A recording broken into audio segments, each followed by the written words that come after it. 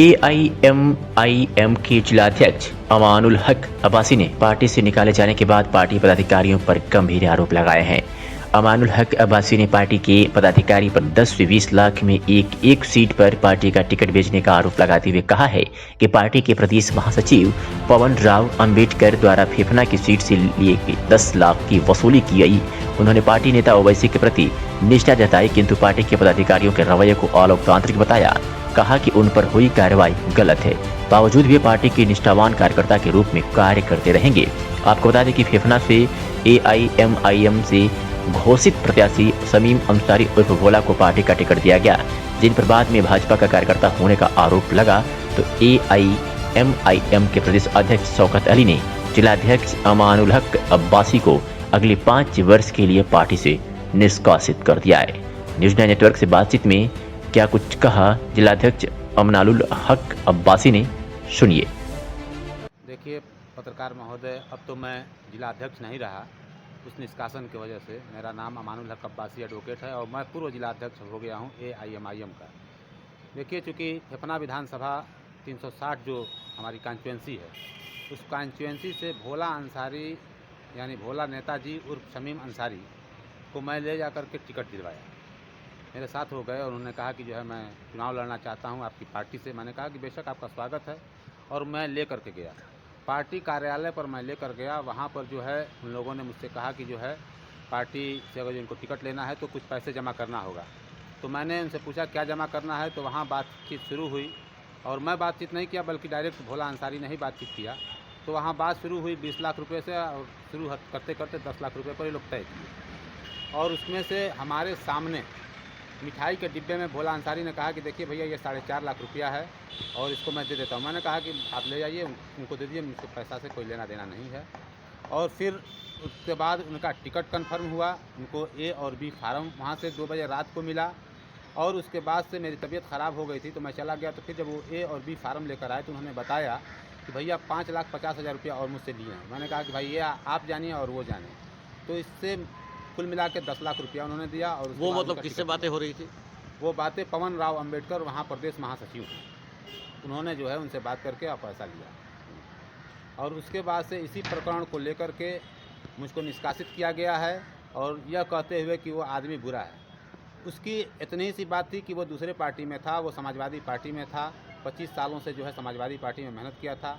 हमको उसने यही बताया था। बाद में पता ये चला कि वो नीरज शेखर के से संबंधित आदमी हैं, भारतीय जनता पार्टी में कार्य कर रहे थे। और जो है इस नाते जो है उनको निकाला गया कि वो राम मंदिर के लिए चंदा मांगे हैं, और इसलिए निकाला गया कि वो भारतीय जनता पार्टी से जुड़े हुए हैं।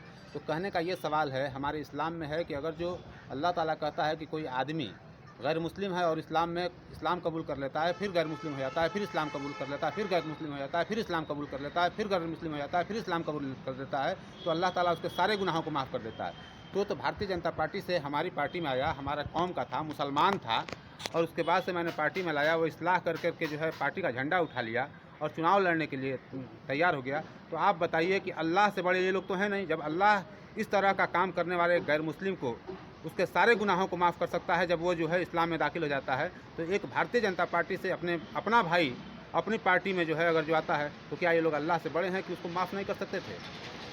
इनको लोगों को तो हमारी सराहना करनी चाहिए थी कि जो है एक भारतीय जनता पार्टी के नेता को मैं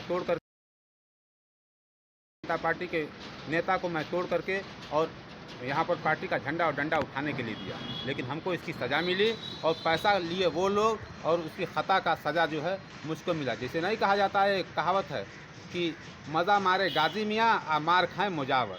तो हम हो गए मुजावर, आप प्रदेश के नेता जितने लोग हैं वो लोग गाजी मियाँ हैं। मैं बैरिस्टर असदुद्दीन ओवैसी साहब का सम्मान करता हूं, इज्जत करता हूं, क्योंकि बैरिस्टर असदुद्दीन ओवैसी साहब जो है एक अच्छे नेता हैं, संविधान के दायरे में रहकर अपनी बात रखते हैं, सदन में गरीब, मजलूम, शोषित, वंचित और पिछड़ों की आवाज़ को उठाते हैं, मुसलमानों की आवाज़ को उठाते हैं। लेकिन प्रदेश के जो जिम्मेदार हैं ये जो है बैरिस्टर असदुद्दीन ओवैसी साहब के मिशन को गर्क में डाल रहे हैं। ये जो है उनको बिना बताए जो है 20 लाख से 10 लाख तक में सौदा कर रहे हैं। पश्चिम के नेताओं से 30-30 लाख रुपया ले रहे हैं, और पूर्वांचल के नेताओं से 10 लाख, 15 लाख, 12 लाख, जितने में सौदा हो जाए इस तरह का सौदा कर रहे हैं, जो अच्छी बात नहीं है।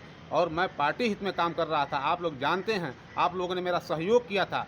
यहाँ के पत्रकार बंधु मेरा सहयोग करते थे, क्योंकि मैं एक वकील था और आप लोग भी जो है कलम के सिपाही, हम भी कलम के सिपाही, आप लोग हमारी मदद करते थे। अच्छा, बलिया से कितने प्रत्याशियों को आपने फाइनल किया था? हमने जो है बस एक प्रत्याशी, वही जो है शमीम अंसारी और भोला को मैं लेकर गया था। अच्छा, और कहीं से भी डीलिंग की बात हुई है क्या? कोई डीलिंग नहीं, हमसे जो बात हुई, मैंने पहले जब मुझको पता उन्होंने बताया, हमारे MIM-I पार्टी में कहीं ना कहीं एक एक सीट के लिए रेट तय किए गए हैं। वहाँ जब मैं बैठा था तो मैं देखा कि जहाँ जहाँ से प्रत्याशी आए थे पश्चिम जिले से, उस सबों से यही बात हो रही थी कि 20 लाख दे दीजिए, किसी से 25 लाख दे दीजिए, किसी से 15 लाख दे दीजिए, और जिस तरह से मामला उन लोगों का डील हो जाता था, तो यहाँ की बात है पत्रकार महोदय, तो मेरा शाहिद अंसारी विधानसभा अध्यक्ष है फेफना का, उसने मुझको फ़ोन किया कि भैया भोला भाई जो हैं शमीम अंसारी साहब, वो चुनाव लड़ना चाहते हैं, समाजवादी पार्टी के कार्यकर्ता हैं, वो मेरे पास लेकर आया। मैं उसके साथ अपने 2 महासचिव मायापति पांडे और अमीन अंसारी और एक विधानसभा अध्यक्ष वो शाहिद उर्फ डब्लू को मैं साथ में लेकर गया था कि, और उन सभी लोग इस बात को जानते हैं कि वहाँ पर पैसा लेकर के उन लोगों ने टिकट दिया, और उसके बाद से जब बदनामी की बात आई या उन लोगों को बदनामी का या किरकिरी का समझ में आया, तो उन लोगों ने जो है मुझे पार्टी से निष्कासित कर दिया। ये बहुत बड़ा हमारे साथ अन्याय हुआ है। लेकिन एक बात उन लोगों से कह देना चाहता हूँ कि चमकते हुए सितारे को कोई रोक नहीं सकता है। अगर जो मुझे अल्लाह ताला बादशाहियत देना चाहेगा तो बेशक कोई रोक नहीं सकता है, और इज़्ज़त और ज़िल्लत का देने वाला मेरा रब है, वो तो इज़्ज़ो मंतशा है, वो तो ज़िल्लो मंतशा है। और उन लोगों से इस बात को मैं कहना चाहूँगा कि अल्लाह ताला बड़ा है और वो जल्द हिसाब करने वाला है। इन्नल्लाह सऊद्दीन ओवैसी साहब को पसंद करते हैं और हम उनको अपना कायद मानते हैं। प्रदेश के नेताओं से मेरा कोई लेना देना नहीं है, और मैं बैरिस्टर सऊद्दीन ओवैसी साहब का सिपाही बन करके उनके संदेशों को जो है, मैं पार्टी में रहूं न रहूं, उनकी बातों को जन जन तक पहुंचाने का काम करूंगा, क्योंकि मैं बैरिस्टर सऊद्दीन ओवैसी को अपना नेता मानता हूं। धन्यवाद।